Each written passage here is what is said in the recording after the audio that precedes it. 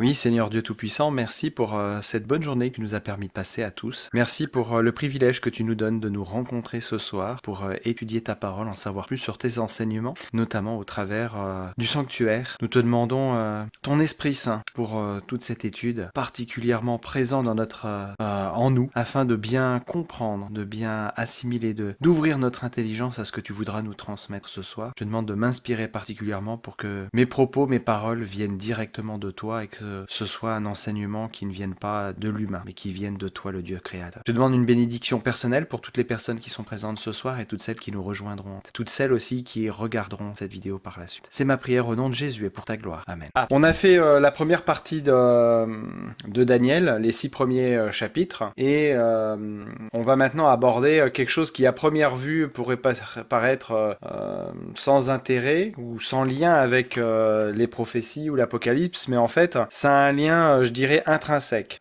Tout ce qu'on va voir par la suite dans Daniel est intimement lié au sanctuaire et à ce qui s'y passe, et tout l'Apocalypse est basé sur le sanctuaire. Tout ce qui se passe dans l'Apocalypse, c'est basé sur tout ce que vous voyez là à l'image. Donc, on va parler, là, ce soir, moi, je vais vous parler dans un premier temps que de ce qui se passait dans le sanctuaire de Moïse. Mais on va voir que ça a d'autres notions. Alors, après avoir sorti les enfants d'Israël d'Égypte, après les 10 plaies, la première Pâque, après avoir échappé aux Égyptiens en traversant la mer Rouge, après avoir été nourris par la manne, abreuvés tout d'abord par de l'eau purifiée, puis de l'eau coulant d'un rocher, après avoir fait alliance avec Dieu, entendu la loi de Dieu, y avoir lourdement désobéi, souvenez-vous l'épisode du veau d'or, avoir reçu de la main de Dieu même sa loi, Dieu a décidé d'inculquer pendant environ 2 ans quelque chose de primordial tant pour les Hébreux que pour tous ceux qui se réclament de lui et plus tard de ceux qui vont se réclamer de Jésus. Dieu choisit toujours des moyens simples et visuellement forts pour que nous comprenions l'immensité de son amour, de sa justice, même si avec le temps malheureusement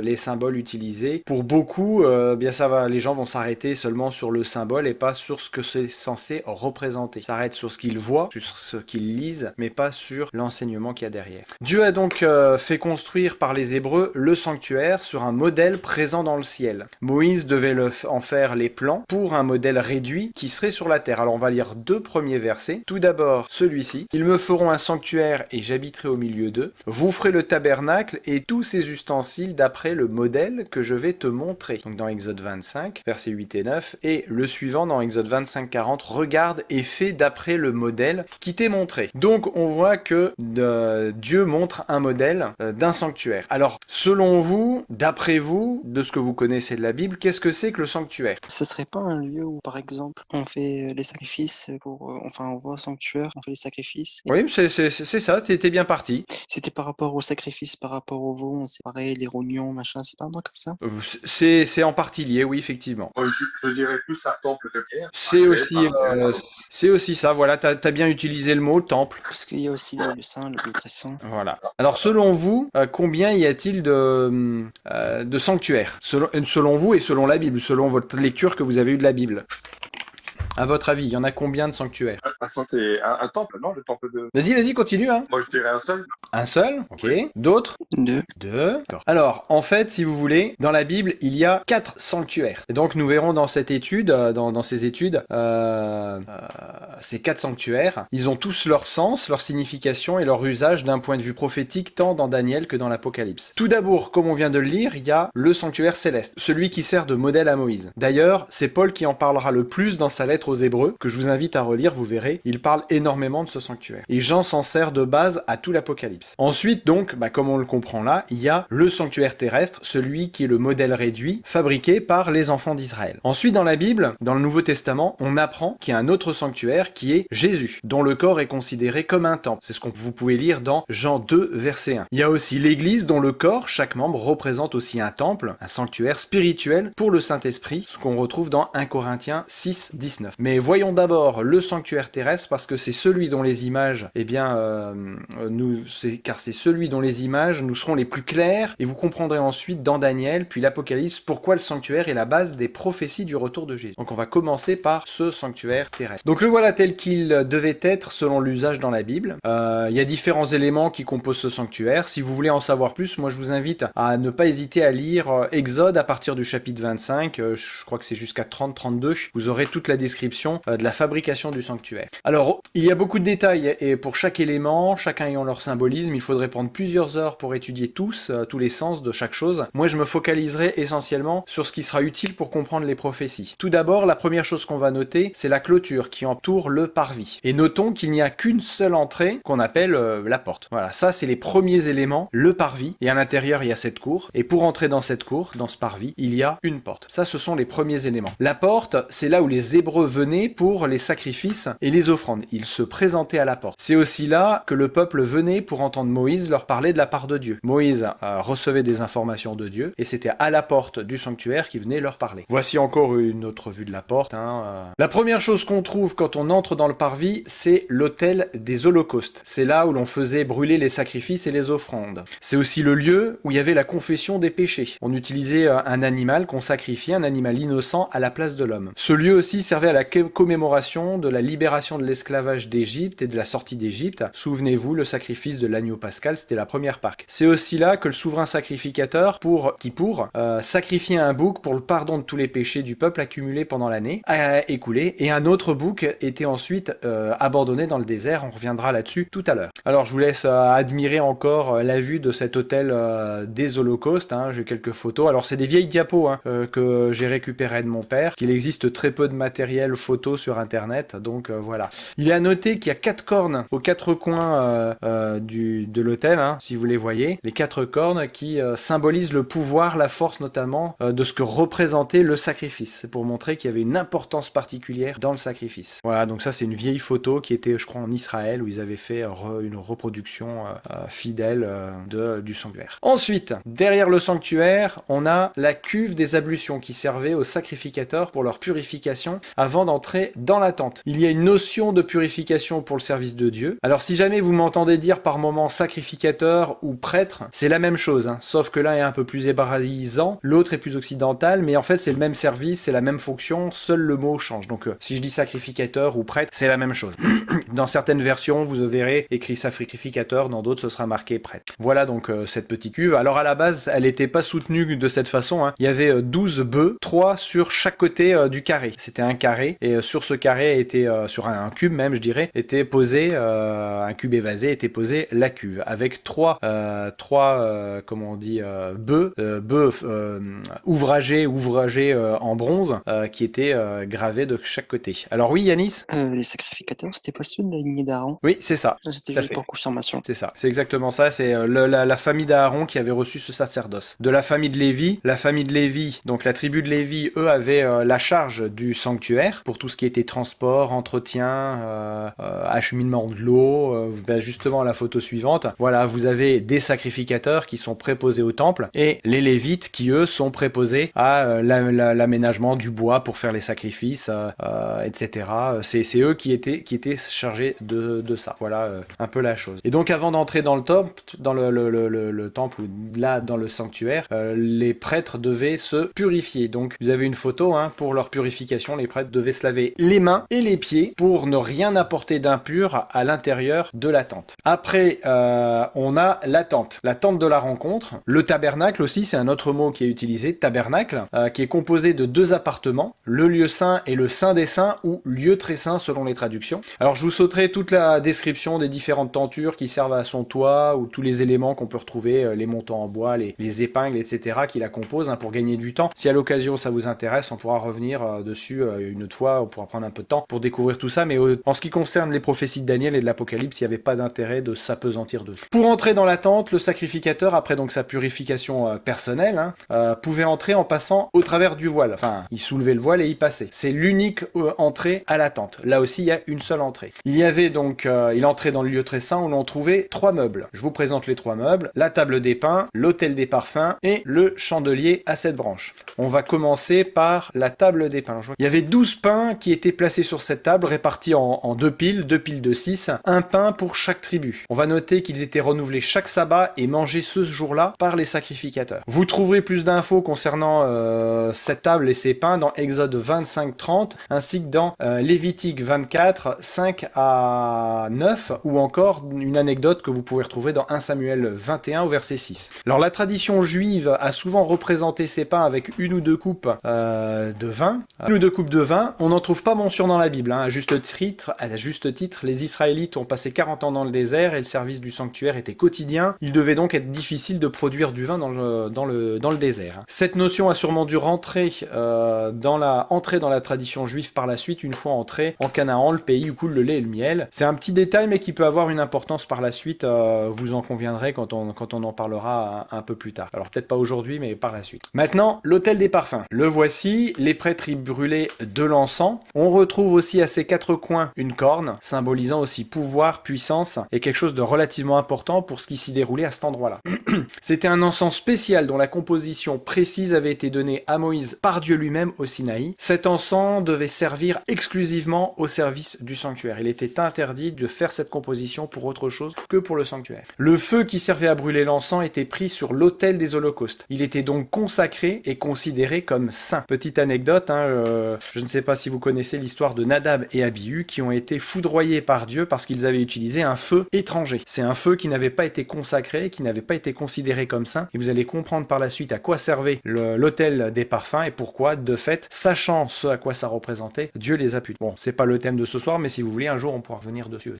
Il y avait un service chaque matin, chaque soir pour les parfums. Si vous voulez en savoir plus, vous pouvez relire Exode 30, 1 à 10, verset 28, 34 à 37, et aussi le chapitre 40 au verset 5. Maintenant, on passe au chandelier. Voilà, il était en or massif, un tronc, 7 branches. Chaque branche avait son réservoir d'huile et au-dessus la lampe à huile. Les lampes ne devaient jamais s'éteindre et étaient la seule source lumineuse de la tente du tabernacle, hormis la gloire de Dieu dans le Saint des Saints. Donc les sacrificateurs venaient régulièrement remplir les réservoirs pour qu'il y ait toujours une flamme qui brûle. Le feu ne devait jamais s'éteindre. Ensuite, donc ça, c'est le premier appartement, le lieu saint. Derrière se trouve le deuxième appartement, le Saint des Saints, ou lieu très saint, qui se trouve derrière un voile du même type que celui de la porte d'entrée. Le voile qui sépare les deux pièces intérieures du tabernacle montre la rupture de communication entre l'homme et Dieu à cause du péché. Le lieu très saint, le Saint des Saints, seul le souverain sacrificateur y entrait une fois par an. Un seul meuble dans cet appartement, l'Arche d'Alliance. 2 chérubins, alors elle est un peu spéciale celle-là, je sais pas trop quelle forme elle avait. 2 chérubins, les ailes tendues les unes vers les autres, la tête inclinée vers le couvercle de cette arche appelée propitiatoire, et en hébreu ça s'appelle caporet. Voilà une nouvelle version. L'arche et les chérubins ne faisaient pas l'objet d'une adoration conformément aux 10 commandements d'Exode 20. Ils sont cachés tous les deux. Seul le souverain sacrificateur les voyait une fois par an. Les chérubins sont là pour marquer l'adoration de la créature envers l'adorateur. Et vous allez comprendre pourquoi, car Dieu se trouvait entre les chérubins et rencontrait Moïse depuis ce lieu. C'est ce qu'on découvre dans Exode 25 au verset 2. On découvrira dans l'Apocalypse que c'est le trône de Dieu, dans Apocalypse 8, verset 3 notamment. Que trouvait-on dans l'arche? Alors, écoutez, je vous invite à soulever le couvercle avec moi. 3 objets s'y trouvent. Tout d'abord, la manne. Il y avait 1 homère de manne, ça représente à peu près 1 litre. La manne, c'est considéré comme le pain du ciel. Elle était donnée tous les jours, et le 6e jour, il y en avait une ration double pour le sabbat, pour qu'il n'ait pas à aller chercher de la nourriture le sabbat. En cas de désobéissance par rapport à la consommation de la manne, il y avait certaines conséquences. Vous pouvez retrouver toute cette histoire dans Exode au chapitre 16. Le deuxième objet que l'on trouve, c'est la verge, le bâton d'Aaron. Il y a eu un moment où il y a eu des murmures du peuple quant à la direction du peuple d'Israël. L'ordre a été donné de Dieu à Moïse de prendre les bâtons de chaque représentant de tribu, de noter leur nom dessus et de les déposer dans le sanctuaire devant l'arche d'alliance. La verge qui aura fleuri le lendemain matin désignera l'homme que Dieu aura choisi comme souverain sacrificateur, et donc c'est celle d'Aaron qui a fleuri. Il y avait même des amandes qui ont poussé, parce que c'était un bois d'amandier. Dieu demanda par la suite de placer dans l'arche de l'Alliance ce bâton. Vous retrouvez aussi tout cet épisode dans Nombre au chapitre 13, 14, 15 et au chapitre 17, en ce qui concerne notamment le fait qu'il était placé par la suite dans l'arche. Et enfin, qu'est-ce qu'on retrouve dans l'arche? Les 10 commandements, la loi de Dieu. 4 commandements sur une tablette de pierre concernant Dieu, et 6 autres sur l'autre tablette concernant le prochain. Et là, on a déjà la première approche de Jésus. Tu aimeras ton Dieu de tout ton cœur, de toute ta force, de toute ta pensée, de toute ton âme, et ton prochain comme toi-même. On a déjà cette définition d'aimer Dieu au travers de sa loi et d'aimer son prochain toujours au travers de sa loi. Voilà donc les 3 lieux de ce sanctuaire. Le parvis qui comporte la porte, l'autel des sacrifices, la cuve des ablutions. Le lieu saint avec dedans la table des pains, l'autel des parfums, le chandelier et le saint des saints avec l'arche d'alliance. Maintenant, d'un point de vue fonctionnel, à quoi tout ça servait? Alors il existait toute une liste de pratiques qui rythmaient la vie quotidienne des Hébreux. Et je dis bien quotidienne parce que c'est quotidiennement qui venait ici. Chacune ayant son importance, des choses qu'on retrouve encore aujourd'hui sous d'autres formes. Mais je m'arrêterai surtout sur 2 choses. Ce qu'il y avait de plus important dans les services quotidiens, c'était le service individuel pour le pardon des péchés. Et c'est ce qu'on va voir maintenant. Le pécheur repentant amenait son offrande à la porte du sanctuaire. Il plaçait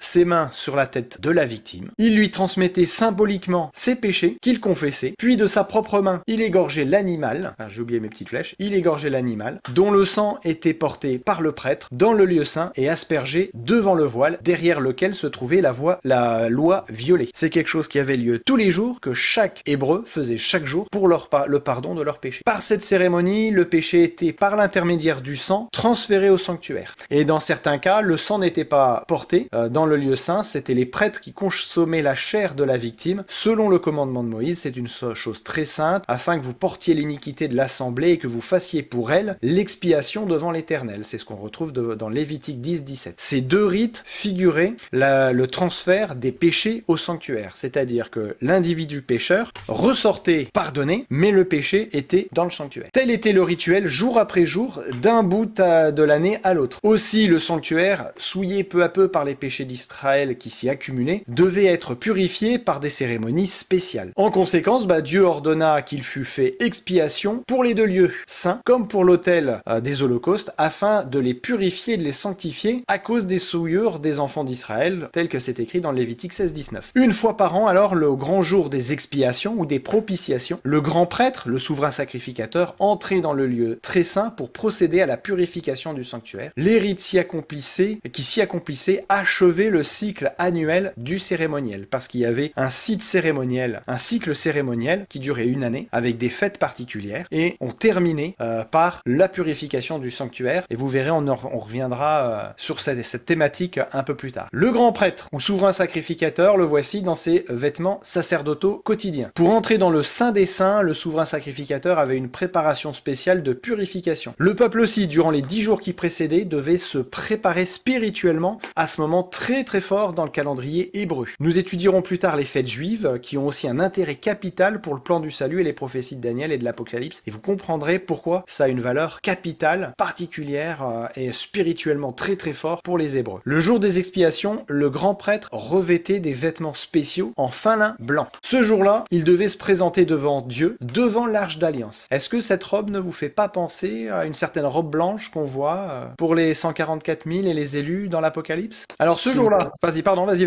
J'allais dire si, en quelque sorte, une simple robe blanche, et on peut aussi voir cette robe blanche avec la grande foule, non? Voilà, c'est ça, c'est exactement ça. Alors ce jour-là, on amenait devant l'entrée du tabernacle 2 boucs. Par le sort, l'un était désigné pour l'Éternel, l'autre pour Azazel. Le bouc sur lequel tombait le premier sort était égorgé et offert pour les péchés du peuple. Le prêtre en portait le sang à l'intérieur du voile et en faisait 7 fois l'aspersion du bout des doigts sur le propitiatoire. Voilà une autre image où on voit ce que faisait le prêtre. Ensuite, il faisait de même avec l'autel des parfums sur les cornes de celui-ci. Il est écrit, il fera, avait dit Moïse, l'expiation pour le sanctuaire à cause des souillures des enfants d'Israël et de leurs transgressions, quel que soit leur péché. Il fera de même pour la tente d'assignation, le tabernacle, qui est établi parmi eux au milieu de leurs souillures. Lévitique 16-16.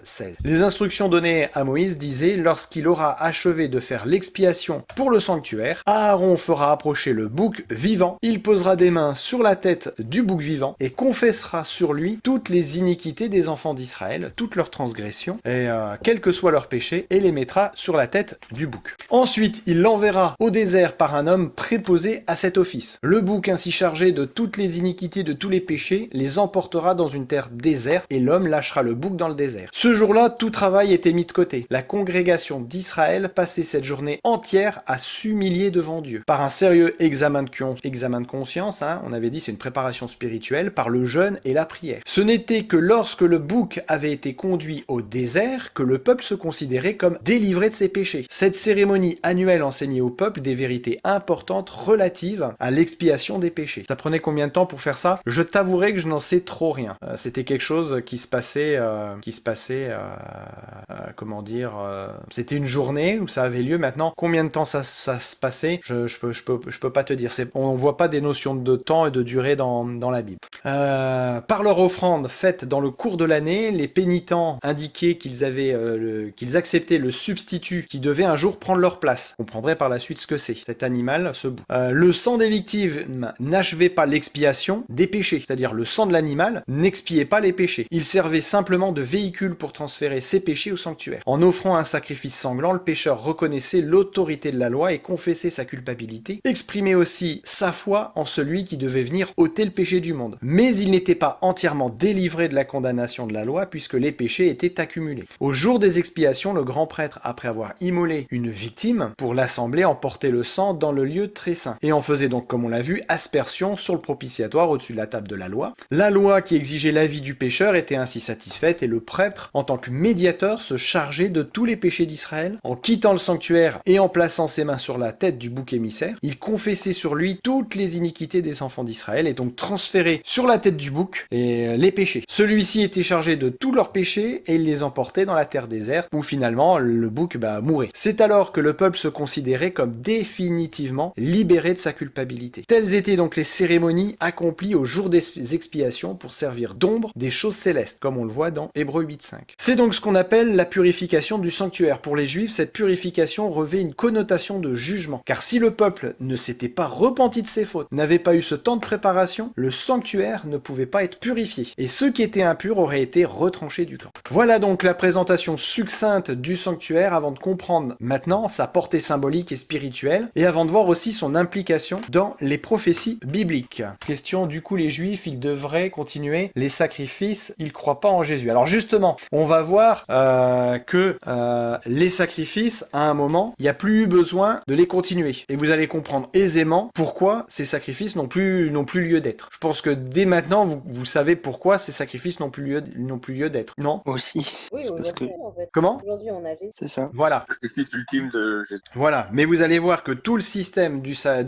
sanctuaire a une portée que beaucoup ont oublié, même les Juifs, même les Juifs ont oublié la portée du sanctuaire. Et donc, je vais vous proposer maintenant une vidéo, alors qui dure son petit temps. Elle fait partie des vidéos d'études qui ne sont pas sur Daniel, mais qui vont permettre de comprendre une première partie de tout ce que je vous ai présenté. Moi, je vous l'ai présenté d'un point de vue fonctionnel par les Hébreux, et on va le voir. Justement, Jésus est déjà exprimé dans l'Ancien Testament. Oui, il est exprimé depuis la Genèse et jusqu'à l'Apocalypse, et on va voir maintenant l'implication que ce sanctuaire a, au travers de ce que je vous ai dit, de Jésus et de l'Église. Et donc, par là même, des prophéties de Daniel. Dès qu'on va les attaquer par la suite, vous allez comprendre. Et puis ensuite, l'Apocalypse, c'est tellement parlant que des choses que vous avez déjà lues maintenant, vous allez les comprendre avec l'Apocalypse. Quel moment dans la vie spirituelle est-on disciple, avant ou après? Alors, le disciple, c'est quoi, selon vous?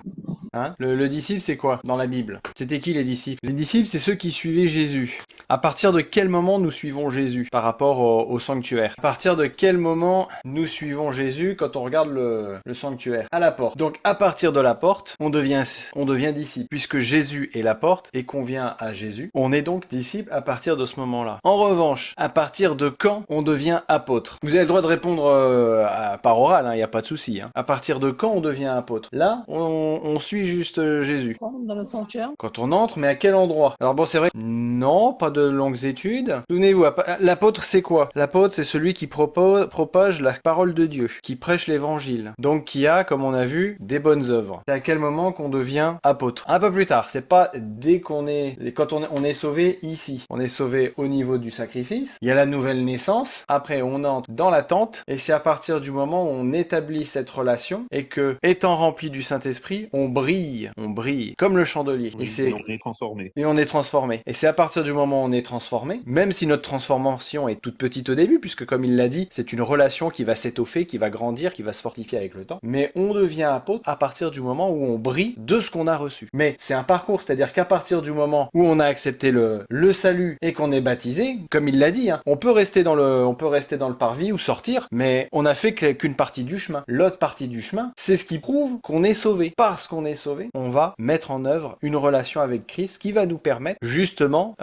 d'avoir par l'Esprit Saint la capacité de briller et donc d'être un apôtre. Qu'est-ce qu'on avait vu? On vient à Jésus. Jésus nous demande de ne rien faire. On accepte son sacrifice. On n'a toujours rien à faire. On accepte d'être pardonné de nos péchés et d'être lavé pour commencer une vie nouvelle. Là, on a juste à l'accepter. Sinon, on n'a rien d'autre à faire. À partir de là, on commence une vie nouvelle. Et c'est dans cette vie nouvelle qu'on est transformé. C'est dans cette vie nouvelle qu'on est transformé. Mais si tu souhaites, parce que tu as compris l'amour de Jésus, arrêter quelque chose avant d'en être là, rien ne t'en empêche. Mais il faut comprendre que c'est pas le fait d'arrêter que tu es sauvé. C'est parce que tu es sauvé que tu vas décider dans ta vie de te laisser transformer par l'Esprit Saint. Oui, te prends pas la tête avec ça. C'est quelque chose qui doit venir, comme il l'a dit, parce que comprenant la valeur du sacrifice de Jésus dans notre vie, plus on va comprendre cette valeur, plus la transformation va être importante en nous. Et plus cette transformation est importante, plus on est amené à faire des choix dans notre vie pour débuter certaines choses ou se séparer de certaines autres. Et ça va venir tout seul. Est-ce que je peux dire vite fait une mini-expérience, mais pas de moi, de mon ex-femme? Oui,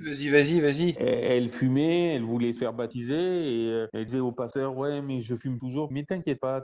Et puis elle avait pas envie d'arrêter, elle était trop accro. Et puis la veille de son baptême, elle a eu des goûts de la cigarette d'un coup et elle s'est arrêtée d'elle-même. Alors qu'elle prenait la tête, puis dit, mais fais confiance en Dieu, tu verras.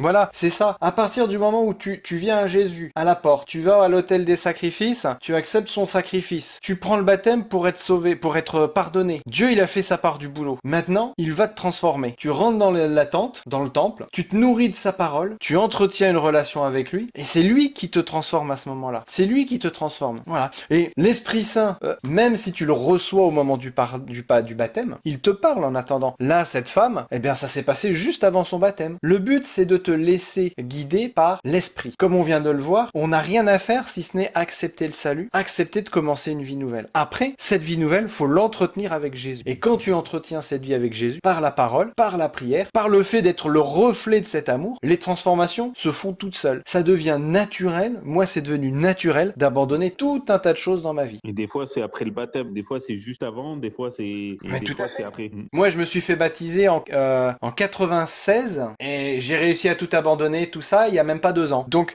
comme tu dis, je viens de voir ton message, j'ai résisté à Dieu. Voilà, moi, pendant une trentaine d'années, j'ai résisté à Dieu. Un peu moins d'une trentaine d'années. Pendant une vingtaine d'années, j'ai résisté à Dieu. Le but, c'est de se laisser transformer. C'est pas nous qui nous transformons, c'est Dieu qui nous transforme. Par son amour, par l'Esprit Saint. Parce que, comme on l'a vu, on se nourrit de sa parole. Parce qu'on a la relation avec lui, on va discuter avec lui. Par la prière. Alors, des prières à genoux, mais aussi les prières qui viennent du cœur, dans la façon dont on se trouve, dans le moment où on... C'est vraiment cette relation, parce qu'on a accepté le salut, qui va permettre de nous amener, comme on l'a vu à la fin, vers la vie éternelle. On jouit de la vie éternelle parce qu'on l'a accepté, qu'on s'est laissé transformer, c'est cette vie éternelle. D'où l'importance, le salut, effectivement, c'est par la grâce. La grâce, c'est Jésus, qu'on accepte par la foi, et parce qu'on l'accepte par la foi, il provoque en nous ces bonnes choses que sont se nourrir de sa parole, avoir une relation avec lui, être la lumière du monde, et du coup, on est la lumière du monde, et tout ça nous est rendu possible. Pourquoi? Pour faire plaisir à Dieu, parce qu'on l'aime, on est rendu capable de lui obéir, et on obtient ainsi la vie éternelle. C'est pour ça qu'on dit que le salut, c'est la foi, mais sans les œuvres, la foi ne sert à rien, parce qu'on est resté dans le parvis, on est même ressorti, on n'est pas allé jusqu'au bout du parvis. C'est comme un mariage, il avait bien comparé le pasteur Poscalier, quand il disait il fait pas la vaisselle pour être marié avec sa femme, mais parce qu'il est marié avec elle et qu'il aime. Voilà. Si tu t'arrêtes qu'à la foi, tu t'es marié avec Dieu. Si tu t'arrêtes au parvis, c'est le salut par la foi seul. Je me suis marié avec Dieu, mais merci Seigneur, allez ciao, maintenant je m'en vais. Mais on est mariés, hein, merci. Non, Dieu il veut pas ça. Maintenant qu'on est marié avec lui, qu'on a fait l'alliance, qu'on s'est fait baptiser, il veut qu'on entretienne une relation avec lui. Une relation intime qui va s'affiner avec le temps, qui va devenir de plus en plus grande, qui va devenir de plus en plus intense, qui va devenir de plus en plus puissante. C'est lui qui produit en nous le vouloir et le faire. Nous on a juste à le suivre et à nous laisser transformer. Et comme il l'a dit, si on passe 4 heures à regarder la télévision, on se nourrit de 4 heures de télévision, de ce que les autres mettent dans notre tête. Si on se nourrit de 4 heures de sa parole, si on se nourrit de lui pendant 4 heures, inéluctablement derrière, il ne peut y avoir que des transformations. Les œuvres, c'est le fait justement d'être un apôtre, c'est-à-dire puisqu'on s'est laissé transformer, transformer, on va vouloir partager ça aux autres. On va vouloir être cette lumière que Jésus a dit qu'on ne met pas sous un seau. Cette lumière qui est censée éclairer. On est censé être cette lumière qui éclaire le monde. Alors, je ne me rappelle plus, c'était dans Jean. Si tu te souviens du texte... Matthieu aussi. Il dit le sel de la terre et la lumière du monde, c'est ça? Ou un Ouais, autre? oui, on ne met pas la lumière sous un boisseau. Ouais, C'est Matthieu. c'est dans Matthieu. Mais Luc aussi le dit. Donc, Redis-moi, il a utilisé celui de Matthieu, je crois. je sais plus s'il a utilisé Matthieu ou Luc, je me rappelle plus. Tiens. C'est dans Matthieu. Ouais, c'est dans Matthieu, mais il y a dans Luc aussi. Mais c'est dans Matthieu 5. Matthieu 5. Oui, voilà. C'est vous qui êtes la lumière du monde, Matthieu 5, 14. Une ville située sur une montagne ne peut être cachée. On n'allume pas une lampe pour la mettre sous le boisseau ou sous un seau, mais on la met sur un chandelier. Elle brille pour tous ceux qui sont dans votre maison. Que votre lumière brille ainsi devant les hommes afin qu'ils voient vos bonnes œuvres et qu'ils glorifient votre Père dans les cieux. Comme l'a dit le pasteur, ce que l'on fait, ce n'est pas pour notre gloire, c'est pour que les gens rendent gloire à Dieu. Les gens voient qu'on a été transformés. Waouh! Bah le petit Yanis, il est tellement transformé que c'est plus le même qu'avant. Je le reconnais plus. Mais c'est pas possible. Qu'est-ce qui a fait qu'il est devenu comme ça? C'est pas lui. Le Yanis que je connais, il est pas comme ça. Là, c'est comme s'il était parfait, on dirait un ange. Ça me fait penser à un Pierre de 12. Hein. Ayez au milieu des païens, des gentils ou des non-juifs, une bonne conduite afin que là même où ils vous calomnient comme si vous étiez des malfaiteurs, ils remarquent vos bonnes œuvres et glorifient Dieu le jour où il les fera. C'est exactement ça. Nous sommes censés partager la gloire de Dieu. Mais ça ne vient pas de nous, ça vient de Dieu. Qui produit en nous le vouloir et le faire selon son bon plaisir. Philippiens 2,13. Tout à fait. Et merci Seigneur Dieu Tout-Puissant. Merci parce que nous nous rendons compte à la lumière de ta parole que depuis